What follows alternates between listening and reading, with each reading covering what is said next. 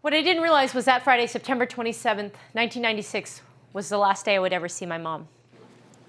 An intense, deeply personal solo performance recently opened at Theater Off Jackson called 140 Pounds, How Beauty Killed My Mother. And here to talk about the story is the writer, performer, and daughter, Susan Lieu. Hi, Susan. Hi, Nancy. So glad you're here. Thank you. All right, tell us the story of 140 Pounds. What is this? It's the story of how my mom died from plastic surgery malpractice when I was 11. She went in for a tummy tuck, the narrowing of her nostrils, and a chin implant, lost oxygen to her brain. The doctor was negligent. He didn't call 911 until 14 minutes into the surgery. She was in a coma for 5 days, and then she died. So you were 11 years old, 22 years ago about? Yeah, that's right. Did you know, were you told how she died at that point? In Vietnamese, we just use the word surgery all the time. Oh. So I just knew it was a surgery. But it was in the last 4 years when I started researching what happened and I wanted to track down the killer that I realized it was a series of operations, that she had a history of operations. And you didn't know that? No, I didn't. I had no idea, and my family didn't want to talk about it. So did you have additional information other than your memories of what happened? How did you put this together? You know, I started asking my dad about what happened. He didn't really remember. He didn't know who we worked with, the lawyers. He didn't know the name of the doctor. I wanted to find old records. And so I started reading through hundreds, thousands of pages of depositions, reading even my own depositions when I was a teenager, and finding out what happened, you know, and piecing it together, working with the old lawyers. It's been, I feel like I'm on CSI, but it's actually my life. The law firm gave me the name of the doctor, Dr. Leslie Mluglin. Then I began my CSI investigation with what my dad likes to call Google. So you play everything, 8 characters, That's right. and it's all pretty much your immediate family, right? Siblings, mom and dad, and aunties, and your young self and your That's right. and your current self. So did you know from the very beginning, I want this to be a solo show, and I want to be the performer? That was always the plan. No, of course not. I was taking this solo performance class at Freehold Theater, and I was totally into like Andy Kaufman and like doing absurdist, weird stuff. Yeah. And you know, I had a chance to do my first solo show at Pocket, and I was just going to do the absurd stuff. And then my coach said, you know, your family stuff seems really interesting. I was like, oh yeah, but you know, it's dirty laundry about our family. No one wants to hear it. It's sad.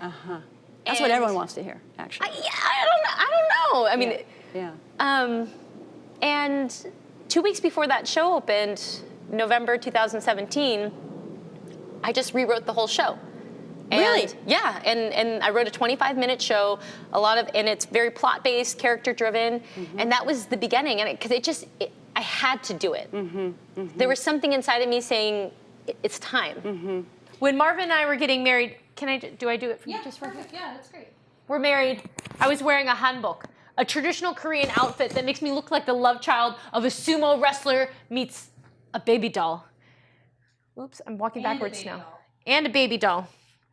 My mother-in-law addressed me, and as much as I appreciated my new family, I really wish my mom was there.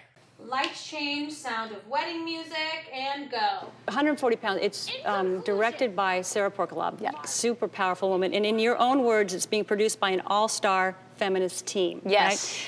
Right? Has being surrounded by females, has it made it more possible for you to do this show versus having men involved? Is there a difference? Do you know what I mean?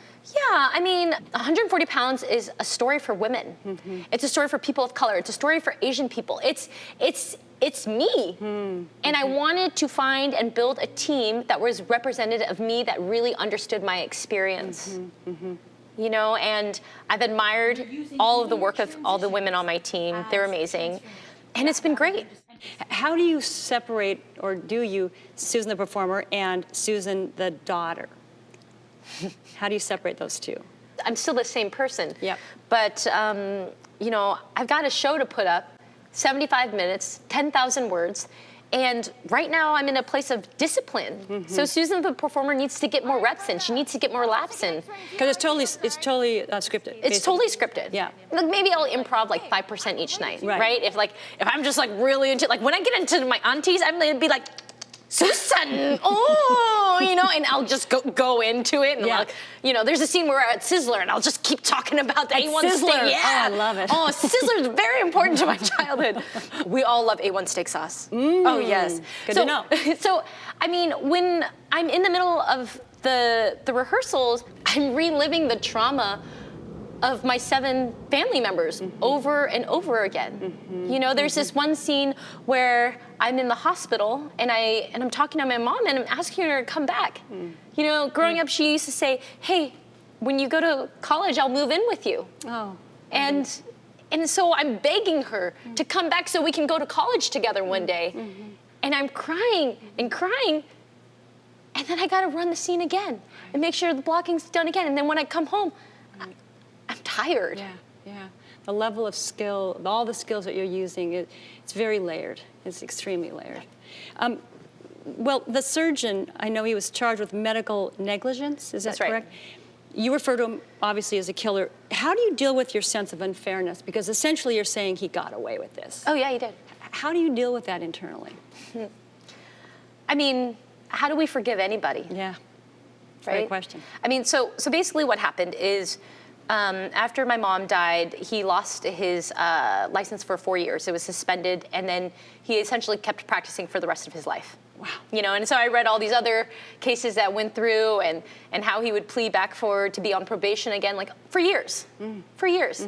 And so for me, I was very angry. I started fantasizing about a multi-pronged marketing campaign, targeted Facebook ads just to him, a billboard by his clinic, an expose in his local paper. I wanted him to never mess with Vietnamese people ever again. This was how I was going to avenge my mother's death. So I called my dad to get more information. Lights changed. He died in, I think, fall of 2014. Okay. So then I tracked down his family. Did you talk to him? Well, sort of. I sent them letters. I got a phone call. And I played in the show. Wow. Oh, wow. Okay, well, that's a great teaser or whatever, we got a cliffhanger or something. That's incredible, really. Yeah. Wow. So we're learning about the details about the tragedy and obviously a much deeper understanding of your mother. How do you see your mom now? What's your take on her currently? For a long time, you know, I would go back to Vietnam every few years, and everyone sees her as this like mythical, heroic figure, you know, like she escaped Vietnam after 6 attempts with my dad, came to America within 8 years, bought their first home, nail salons. My dad had a gardening service, sponsored over all our family members, you know. At one point, we were 13 people living in a 4-bedroom house, you know. Man. It was the Vietnamese refugee experience, right? And so everyone sees her as this hero, but she was always this mystery to me. And I think by doing all this research, and the show has become a forcing function to actually ask different questions to my dad and to my aunties and to my siblings. And they all respond in different ways, which you'll see in the show. And so now she's this 3-dimensional figure to me, right? Like, she died when I was 11, and I only had like, I don't know, like a handful of memories, 15 memories of her, really. Right. And then now I see all of her flaws. I see all of her perfections. I see her beauty. And I really hope I can see how I'm like her, too. How's your family responding to the show? I showed them episode 1. I put it on the calendar. I was like, it's at 2 p.m. One brother comes down to watch it with his wife, one other sister-in-law, and a cousin and his wife. 2 other siblings were like, no, I'm good. I don't need it. No, I'm good, yeah. But as I've been doing more and more installments of the show, my sister actually came to the Northwest New Works On the Board show in June. And I'm very excited to say that on the last show, my closing show, my brother and my sister are flying up. They're coming to watch it. Nice. And even my brother's gonna do the Q&A after the show. Really? Yeah, we'll find out what he thinks. That's fantastic. Yeah. So basically, your hope for the audience then, what they would take away, what are you conveying to them? Is that just like face your life? Is that? What I've learned is like, look, I can't undo the past. I can't bring my mom back as much as I've tried. Right. But by doing this show, this is my way of really seeking justice and really raising awareness to medical malpractice, and also just really positing a question, you know, what is destiny? What is fate? What are we in control of? And in our current relationships with people who are alive Now, what can we do now? Well, you are something else, Susan Lieu. So 140 Pounds, How Beauty Killed My Mother runs now through February 17th at Theater Off Jackson. Ticket information is at theateroffjackson.org. Wow, thank you so much. Thank you, You Nancy. are my new hero. Oh, Yeah. Okay, you okay, are. all right, let's do it. Good, okay. That was great, absolutely great. Well, we could talk on and on.